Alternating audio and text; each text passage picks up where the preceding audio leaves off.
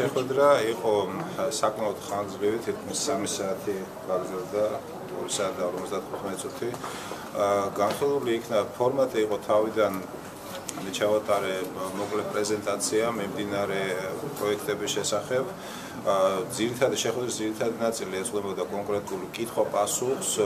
ზოგადად ხაზი მინდა გაუსვა, რომ შეხვედრის ფორმატი იყო უკიდურესად საქმიანი, კონკრეტულ შედეგებზე ორიენტირებული.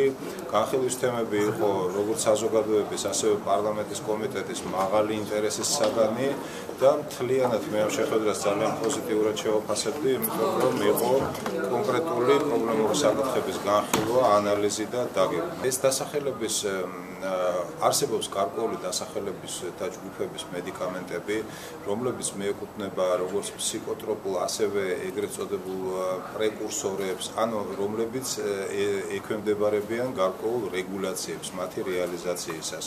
უფრო მარტივად რეცეპტით გაცემას მხოლოდ.